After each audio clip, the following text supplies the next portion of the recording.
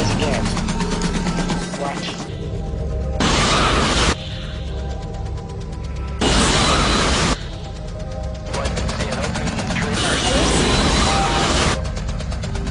Right at this position. Straight ahead. It's coming this way. It's gotta be somewhere.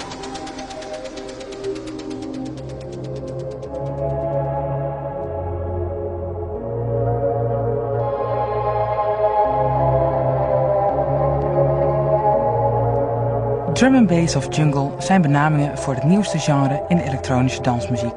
De meeste platen worden gemaakt in Londen. Hectische drumpatronen en subsonische baslijnen zijn de belangrijkste ingrediënten van drum and bass.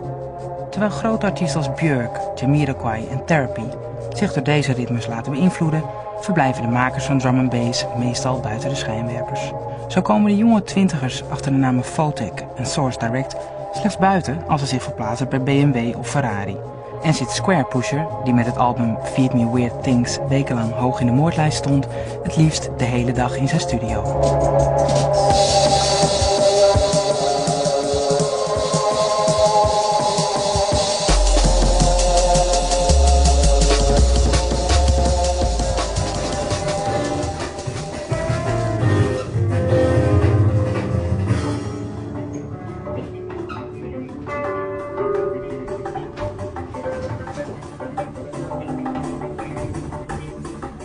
This is your home studio? Yeah, that's right. Yeah.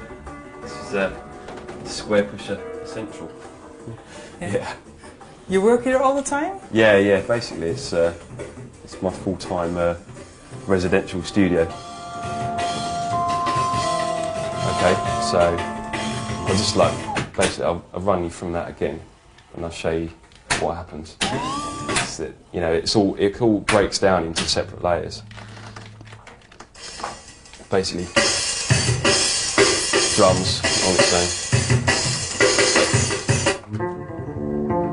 own, bass guitar part, clavinet part, which is like 101, and then sort of like a sort of 101 kind of sound on top. So, do you see how it kind of just all sort of sits in layers, basically. It's quite good having it on 8-track. It's really good for mixing tracks down because you can bring stuff in and out really easily. And so forth.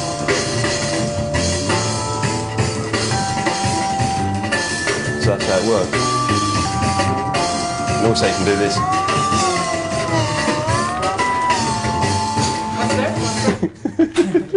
It's just the pitch control. It's really good. It's really handy.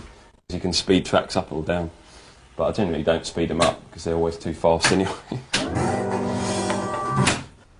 This is just when I was a kid. I used to make up a drum machine program on my computer, and when I first got my bass, I'd play bass lines along to a drum machine, which I'd I used to know computer inside out. I know this stuff, I suppose, and it's like I could make a drum machine program on the computer, this really cheesy little beats and stuff like that, it's really funny. And then play bass lines along to them and record them and stuff. And I've got loads of stuff from then, and that's like 1980, 1985, I think, 1986. No, 1986. But now you work differently? Well, yeah, because, I work nowadays, it's gone back to the same thing, basically. I'm playing along bass lines along with electronic music. It's about 400 times more advanced, but it's the same idea. So it's quite cool in a way. But when even when I got this thing, started getting all this What's stuff. SH101. That's another it's another kind of acid house mainstay keyboard. But it's a lot more versatile in terms of the sounds and stuff. But this is the first thing I got on it. I saw all these sliders on it and thought, oh yeah, this fits into my fits into some kind of image with all these buttons and stuff. You give it all that and give it some. And so I got the man to plug it in for me. I was like, oh yeah, and it's like, wow, it's the machine. This is it. It's like.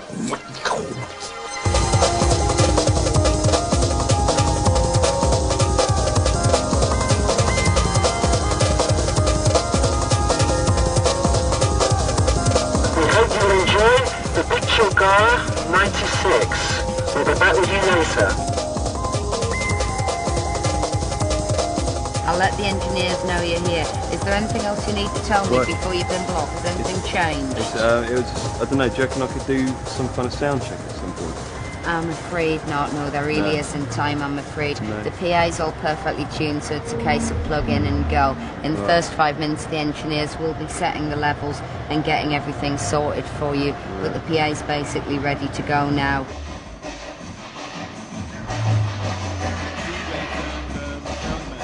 Do you often play this kind of big festivals? No, this is the first festival I've ever done. So how do you feel about that? Yeah, I'm quite excited, but it doesn't look, I don't know, I thought it'd be bigger, but well, whatever, we'll see. Are you nervous? No, but I will be. I will be about an hour before I go on.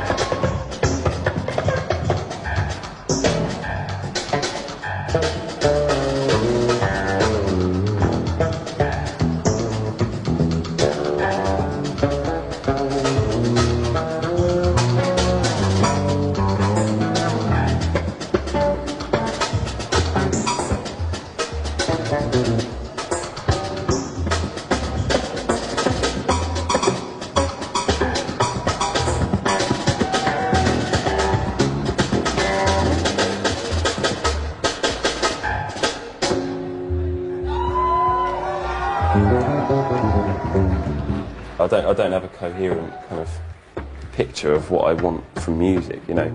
All I have is a mentality. You know, just like listening to kind of to bebop jazz from the 40s is just as important as listening to, I don't know, drum and bass in the 90s or listening to funk in the 70s. You know, it's like there's so much, you know, that you just can't. I can't put myself in a position where I can't not listen to it. You know, I have to have it all. I want to try and get as much of it in as possible. I listen to, yeah, as many records as I can. You know, like, I don't know. You know, this is like, well, experimental electronic, early 70s electronic. This is cop theme music by Herbie Hancock, amazing album. It's like a Buddy Rich.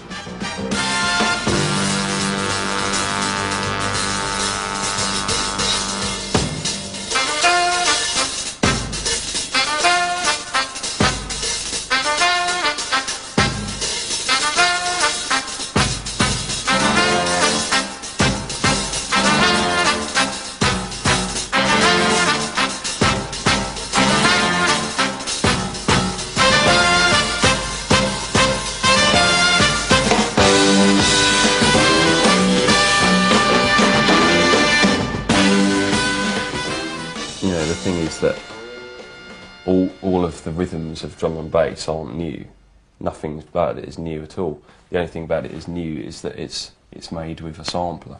You know, all the rhythms of jazz and stuff like that come. All the rhythms of drum and bass, come from all those jazz music and stuff like that. You know. Yeah, because what is drum and bass anyway? Well, I don't know. I don't know. Drum and bass is like a stupid phrase, isn't it? You know, it doesn't.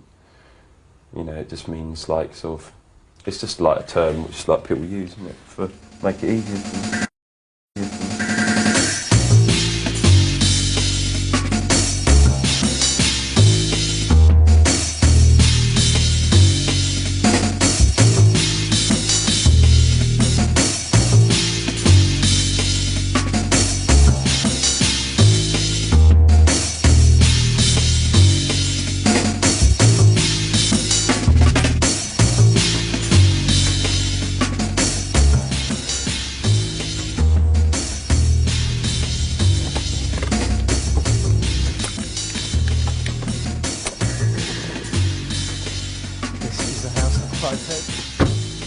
Comfort.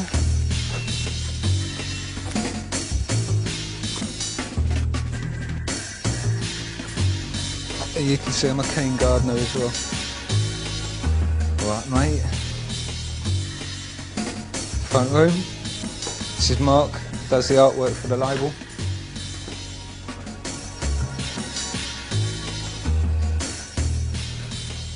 This is where it all happens. This is where the beats get made. Well, the main bit of equipment I use is the sampler. I use a EMU Emulator 4 and the E64, which is just a less powerful version of the same thing. And really, the sampler is like the main instrument. This is how I'd start doing the breaks. If you listen to this line here, that's just the one straight up break as it was. This is the kick drum here, and this is the snare, so you can split it. And you can do whatever you want with it, really. I'll just do a stupid pattern here.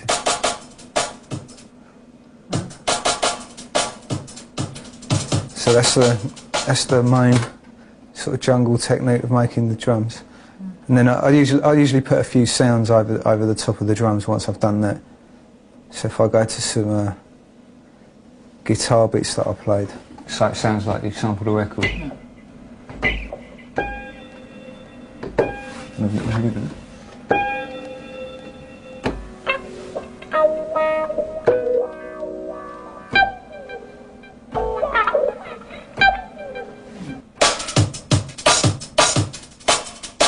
And then I'll just fit the sounds. I'll fit the sounds in around that break.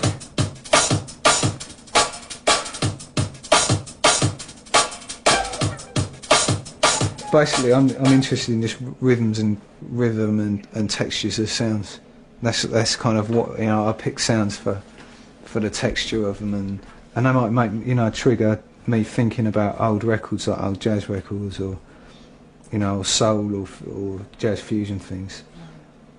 And I think anyone's style is just what else they're into outside jungle. That's where they select their sounds from. Miles Davis.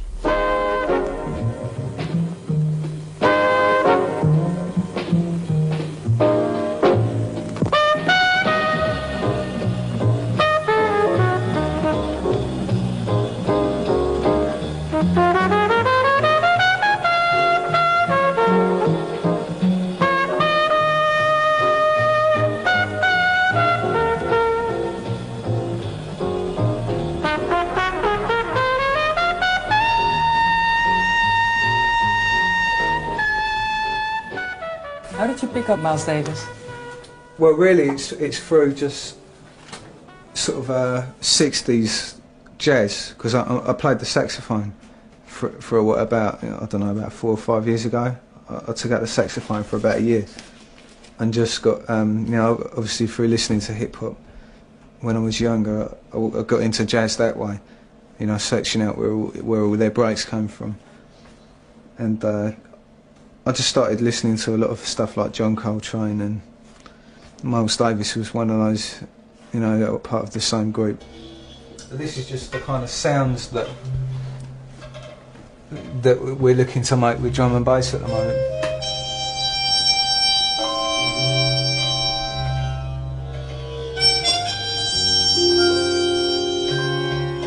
Just that sort of moody edge. I sort of see what we're doing now is like an extension of what they were doing then, as if it all ended in the 70s, and then we've picked up and made our own sort of version and carried on what they were doing, but using different instruments like samplers, and when Herbie Hancock was using mini Moog synthesizers and that sort of thing, we're just doing it using samplers and two Technics now. But of course, if I'm trying to achieve that sound, it's easy to just take it from there and then I've got it. But I'd like to make it myself. As you get into it more, you realise that you don't have to sample a break from another record. You can program your own breaks. If you can go in the studio with a drummer, the same as how the same way that they did to make the original.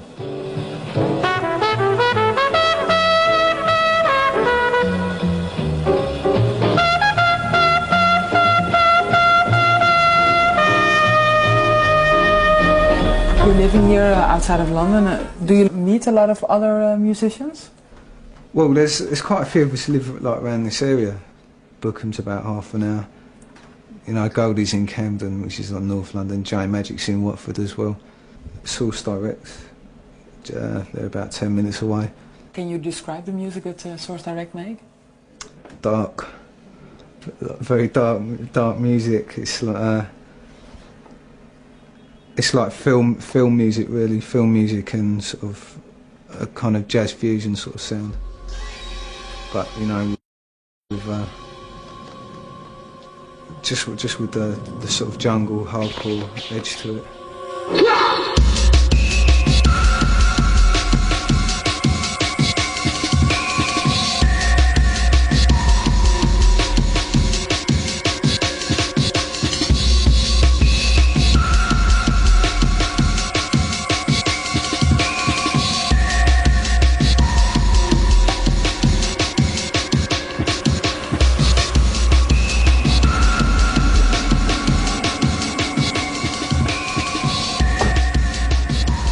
What's up? I'm Jim, Source Direct.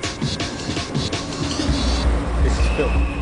My name's Phil from Source Direct. We're making drum and bass music for the next century.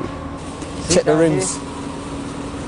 We're 20 now, but we started getting involved in the scene when we were about, I don't know, 14 or 15, because I was listening to tunes at school and I was sort of the odd one out, where I'd be into my techno and house and breakbeat, and other people were sort of into their pop sort of thing and their indie thing, and it just wasn't me. I was more into that sort of thing that no one was into. I was always looking for that cutting edge like music, so I was just into that a long time ago. And then we started doing parties, illegal parties in the area where we were living, created a bit of a storm with the police and all that sort of thing. We just used to like do our own thing. We just used to like...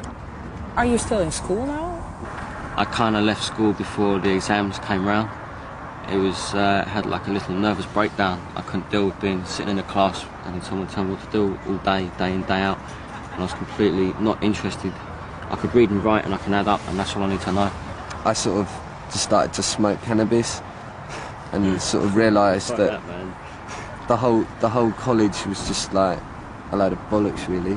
So I just sort of left, got involved heavily into music, which I was into before, but even more deeply, and then just met up with Jim, and here we are.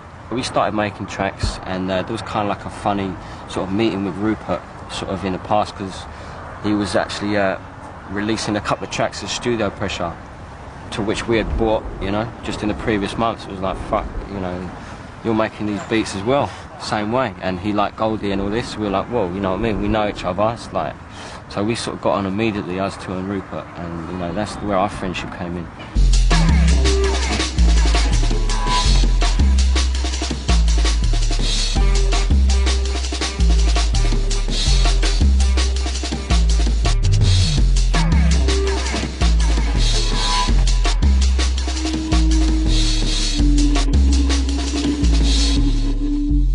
There's a lot of big artists who are blatantly like Bjork or Everything But the Girl. There's loads of sort of pop artists who are having drum and bass remixes done. So I suppose that's the beginning of it being big. Jamiroquai as well. Yeah. But I wouldn't say that the actual scene is that big. I mean, there's not much. Specifically in the style that I make, there's not much in the way of clubs for that music. I mean, Metalheads at the Blue Note is one of the main ones. There was Speed at the Milk Bar, the Mars Bar near the Astoria. That was sort of more musical, rolling style drum and bass. But I wouldn't say the scene was big, because both of those clubs are quite small clubs, and the bigger events are sort of like happy hardcore and like the more sort of dancehall, like orientated stuff.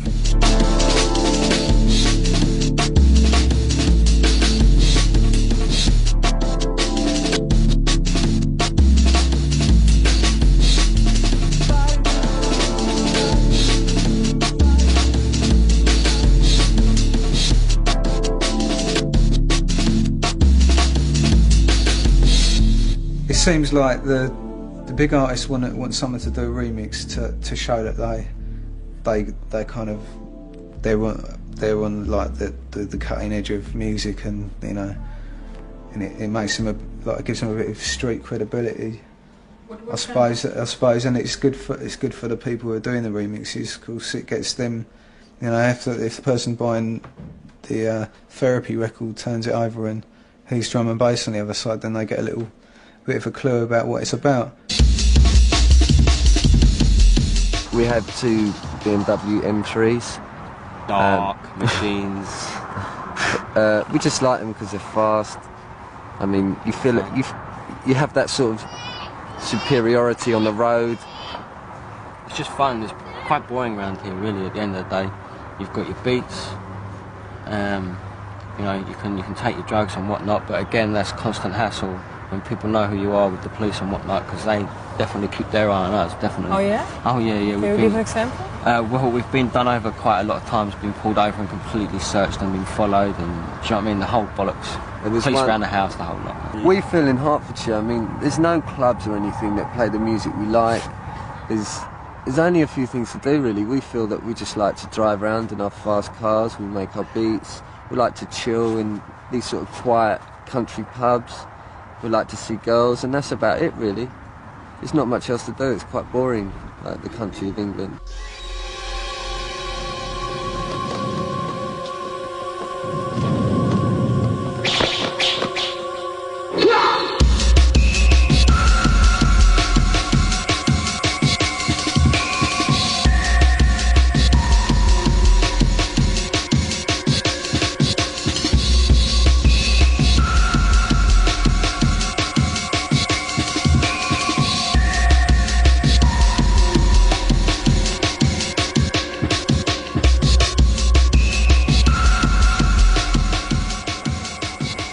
As you can see, we have now entered the world of Jim and Phil. It's our humble workplace. This is where we sit day in, day out, night in, night out. What's it like to have a studio at your parents' house? Most of the time we work on headphones, and we have had complaints, I mean even on the headphones, because we do have them extremely loud, because we like the sound, when we have the headphones on, we like the sound to like bury inside your brain, so it's just bashing your brain around your head, and that's the way that we can really feel the drums. Because a lot of people say when they put a tune on in their bedroom, one of ours, and they're just like listening to it, I mean it doesn't have its real impact, but once you've got it at an extreme volume, because the tune is so squeezed and compressed, it's like it makes your brain like a sponge, and it's just like boo, boo. Can you show us? What, you want to hear it? Do you want to see me? Yeah. How loud I can take the headphones? Okay, fine. Throw it directly into the amp stand. Yes.